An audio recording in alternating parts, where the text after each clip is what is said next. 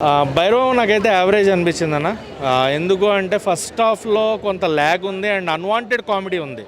వెన్నెల కిషోర్ గారి కామెడీ ఆ టైంలో ఆ సిచ్యువేషన్స్కి అక్కర్లేదు, ఎందుకంటే సినిమా ఒక ఫ్లోలో ఒక యాక్షన్తో వెళ్తుంది. అలాంటి యాక్షన్ టైంలో ఇలాంటి కామెడీ అయితే అన్వాంటెడ్ అనిపించింది. అండ్ ముగ్గురు స్క్రీన్ ప్రెజెన్స్ చాలా బాగుంది. ముగ్గురు యాక్షన్ అయితే ఎరక్కొట్టేశారు. అండ్ సాయి శ్రీనివాస్ గారి పెర్ఫార్మెన్స్ నేను ఇప్పటిదాకా అయితే ఆయన్ని ఈ రేంజ్లో చూడలా. ఆయనకైతే పెర్ఫార్మెన్స్ వైజ్ అయితే గట్టి కంబ్యాక్ అని చెప్పొచ్చు ఆయనకి.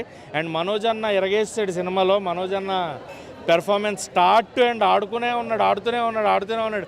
ఏం వాడకం అయ్యా సినిమా అనే రేంజ్లో చూపించారు ఆయన్ని. ఆయన పెర్ఫార్మెన్స్ అయితే కొన్ని సీక్వెన్స్లో సెకండ్ హాఫ్ ఏడుస్తూ చేసిన పెర్ఫార్మెన్స్ అబ్బాబాబాబా. అండ్ నారా రోహిత్ గారు చాలా సెటిల్డ్గా ఆయన ఎంతవరకు చేయాలో అంత performance. So everything was good. Cinema ముగ్గురిని హ్యాండిల్ చేసిన విధానానికి కనకమేడల గారికి హ్యాట్స్ ఆఫ్ చెప్పొచ్చు. బట్ ఎమోషన్ వర్కౌట్ అవ్వలేదు. ముగ్గురు మధ్యన బాండింగ్ కానీ ఆ ఎమోషన్ కానీ ప్రాపర్గా వర్కౌట్ అవ్వలేదు. అండ్ స్క్రీన్ ప్లే వీక్ ఉంది. స్క్రీన్ ప్లే ఇంకొంచెం స్ట్రాంగ్గా పర్ఫెక్ట్గా రాసుకుని ఉంటే చాలా బాగుండేది అనిపించింది. మన నేటివిటీకి తగినట్టు ఇంకొంచెం ఎమోషన్ వర్కౌట్ అయ్యి ఉంటే బాగుండేది అనిపించింది.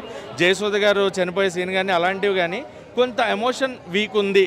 అంటే మనకు ఆ ఫీల్డ్లో మనం వెళ్ళలేకపోయాం, ఎమోషన్ క్యారీ చేయలేకపోయాం. సో దానివల్ల అది ప్రాబ్లం తప్ప రెస్ట్ ఆఫ్ ద ఫిలిం సినిమా అయితే okay. One time watchable in theatres. ఖచ్చితంగా ఫ్యామిలీస్ ఒకసారి థియేటర్లో చూసి అయితే ఎంజాయ్ చేయొచ్చు.